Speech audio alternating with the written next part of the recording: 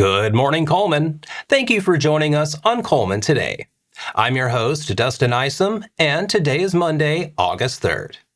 Coming up on Cullman Today, an anonymous tip has led to the arrest of a sex offender who authorities say moved from his registered address without notifying them. Plus, a Cullman economic development leader explains the years of preparation that can happen before residents see a new business begin construction. And an 85-year-old Cullman man has been found safe after an overnight search involving first responders and community volunteers. All of this plus sports, weather, 4 and 4, and more. Now, let's take a closer look at the top stories happening in Cullman today. The Cullman County Sheriff's Office says an anonymous tip led deputies to an absconded sex offender Friday. Deputies took 65-year-old James Jackson Pace into custody without incident after receiving information about his location. Pace was arrested on a Cullman County grand jury indictment, charging him with 2 violations of the Alabama Sex Offender Registration and Community Notification Act, known as SORNA. He is being held on a $20,000 property bond. Authorities said Pace previously served 15 years in state prison following convictions for first-degree rape and first-degree sodomy involving an 8-year-old girl. After his release in January 2022, Pace registered with the sheriff's office as required. Deputies discovered during an August 2024 address check that he had moved without notifying authorities. A warrant was issued and the U.S. Marshal Service was notified. Cullman County Sheriff Matt Gentry commended the deputies and said the arrest demonstrates the importance of community tips. New businesses may seem to arrive quickly once construction begins, but the Cullman economic development leaders say those projects often take years of work behind the scenes. Cullman Economic Development Agency Retail and Workforce Development Manager Susan Eller recently discussed that process during an Economic Development Association of Alabama conference panel. Eller said communities must carefully select retail recruitment goals that match their goals and budgets. Those conferences allow local officials to meet retailers, developers, brokers, and site selection representatives. Before attending, CEDA gathers information on Cullman's population growth, traffic counts, retail sales, available properties, infrastructure, and commercial corridors. Retailers also consider road access, safety, quality of life, and whether existing businesses are succeeding. Eller said Cullman's location along Interstate 65, continued residential and industrial growth, and multiple commercial districts make the community attractive to retailers. Events and destinations such as Oktoberfest, Chris Kendall Market, Wildwater, and the Omniplex also demonstrate Cullman's regional draw. CEDA helps businesses identify potential sites and connect with property owners, real estate professionals, utilities, and city departments. Some projects move forward within months, while others take several years. Eller said prospective projects are often kept confidential while companies compare locations and negotiate property agreements. She said that by the time residents see a coming soon sign, months or years of planning and relationship building may have already taken place. An 85-year-old Cullman man, reported missing Thursday, was found alive and safe early Saturday morning. The Cullman County Sheriff's Office said Ernest Gary Calvert was located in a wooded area about a half-mile from his home. Calvert, who has dementia and had left his residence on foot near County Road 122 and Alabama Highway 69. Local and state agencies searched through the night using deputies, investigators, K-9 teams, drones, and helicopters. Firefighters, emergency medical personnel, churches, volunteers, and community members also helped search miles of difficult terrain. Cullman County Sheriff Matt Gentry thanked everyone involved and said the effort demonstrated the strength and cooperation of the Cullman County community. And that's all for our top stories this morning. Coming up, 11 athletes, coaches, and administrators are welcomed into the Cullman County Sports Hall of Fame. Sports is next.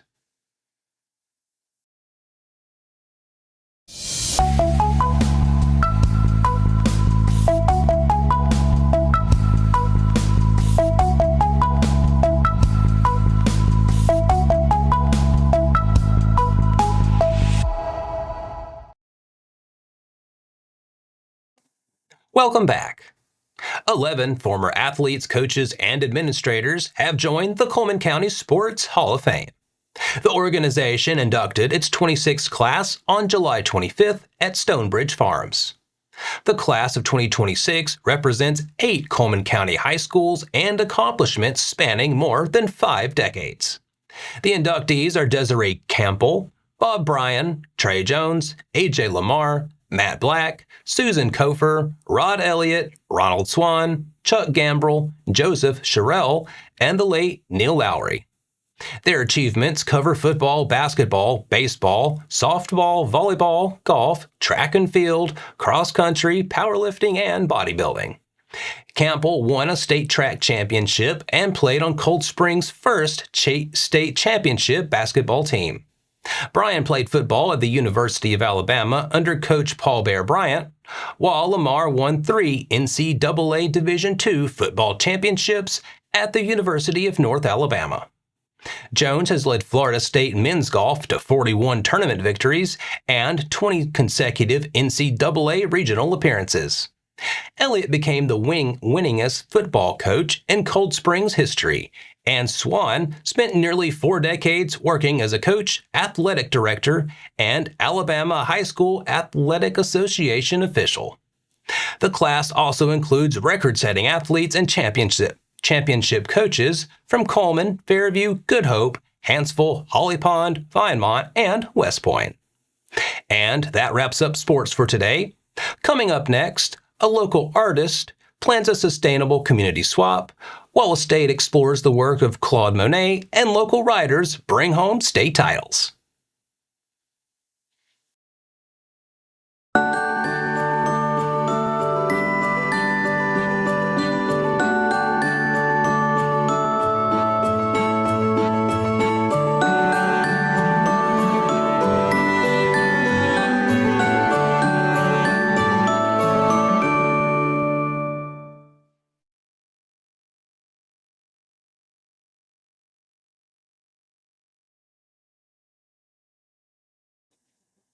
Welcome back. Now it's time to speed things up with the news rundown. 4 stories in under 4 minutes.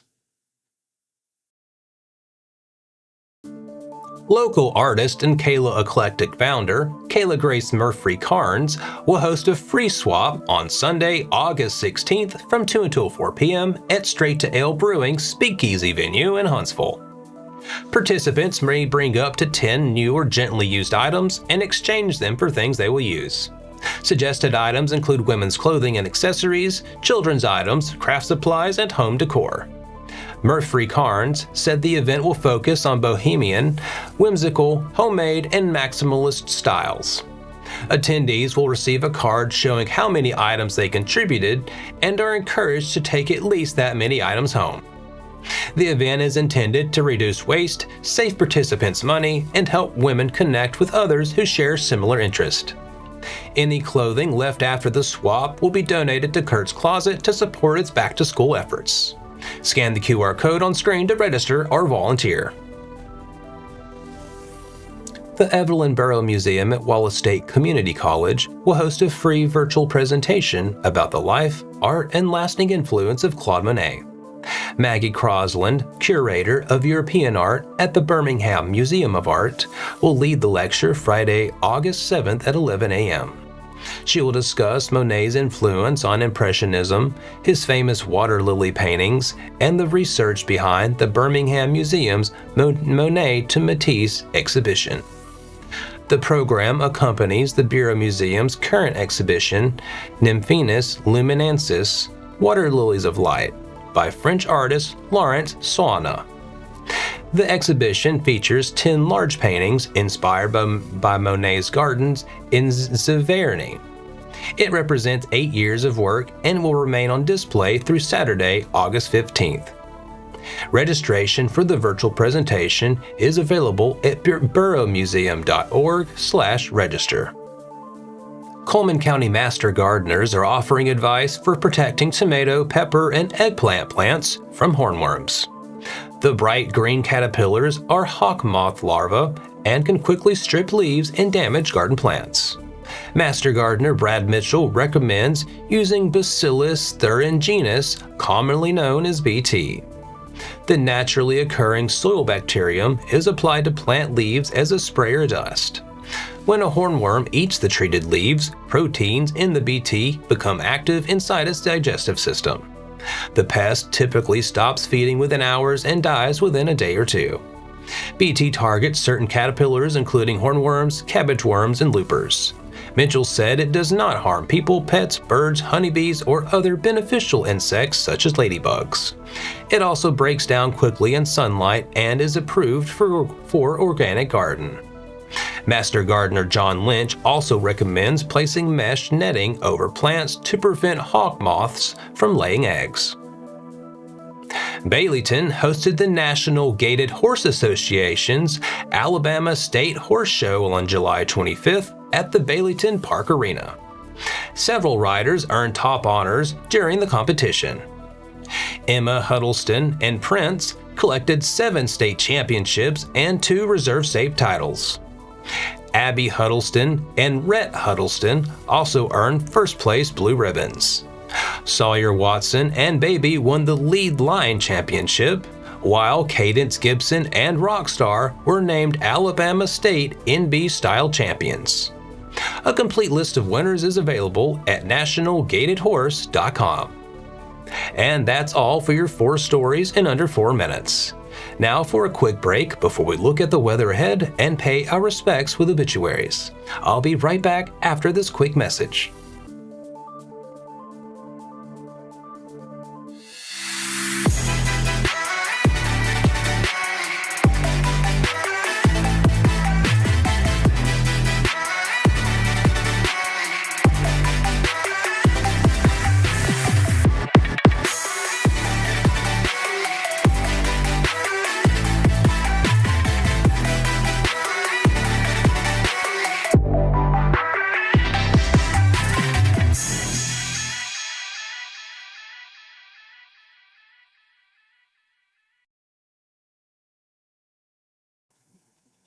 Let's take a moment to pause and remember those who lost their lives this week.